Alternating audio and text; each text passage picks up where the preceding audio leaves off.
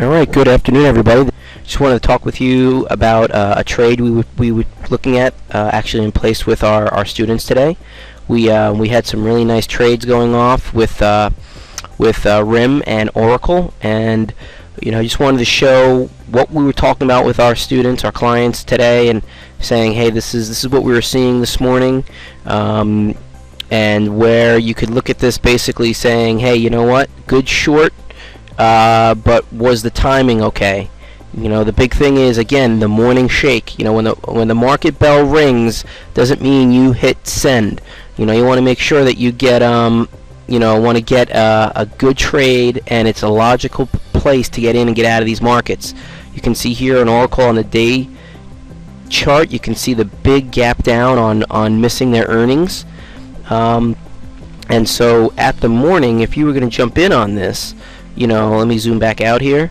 This was the pre-market coming in. The pre-market was down, and so at 9:30, what you had happen, let me zoom in, is that someone could have taken a trade. Let me get in there at the 8:30 hour. 9:30, I'm sorry. Taking a trade short at 9:30, you might have gotten shaken out of this trade because, look, 9:30 happens, the 1 minute goes by, and then what does it do? It just starts to retrace and goes right back into resistance, right? So, you might have said, if you held this, was this a good trade for you? Well, honestly, you're better off waiting for the shakeout and then looking to either enter when it can't break out of resistance, which is a more aggressive, or get in here on the break of support. And so what we're talking about was getting in right here at about 9:44, if this thing broke support, which it did, and then you're off to the races. Now, were both good trades? Absolutely. If you were able to hold through the shakeout, you definitely could have been in a good trade. But here's the thing, again, we talked about this over and over again, is let some shake happen. Get this stuff out of the way. Get those orders from the overnight and the irrational traders get out of your way, so that the profitable traders can can take hold. A lot of times, people get into these trades off the euphoria, and the fear and greed, right? It's really one. It's fear. It's the fear of missing out, which is greed. So, your fear here that you're gonna miss this huge move to the downside.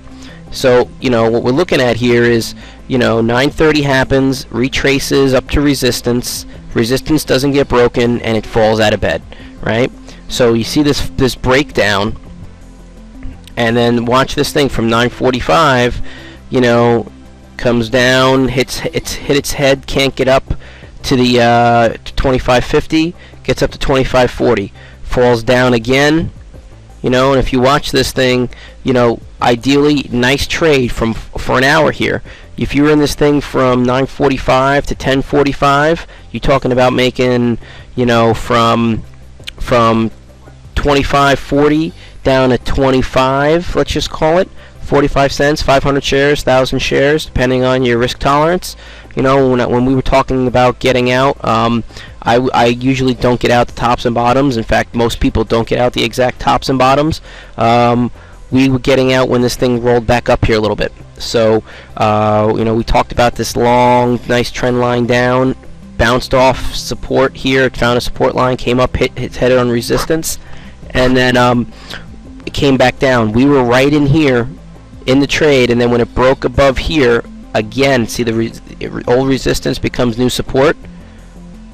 So when this thing ended up coming right back up into this area at 10:45, right here, 10:57, 10:45 comes down, comes back down again, right here, almost 11 o'clock we got out. So you're talking about a 45-cent trade. 45 cents is a nice amount of money to be making, whether even on 100 shares. Risk-reward ratio was very nice on this trade. Again, giving us a few cents to be wrong in the in the upside, and the projection was that this was going to drop. Where was it going to go to?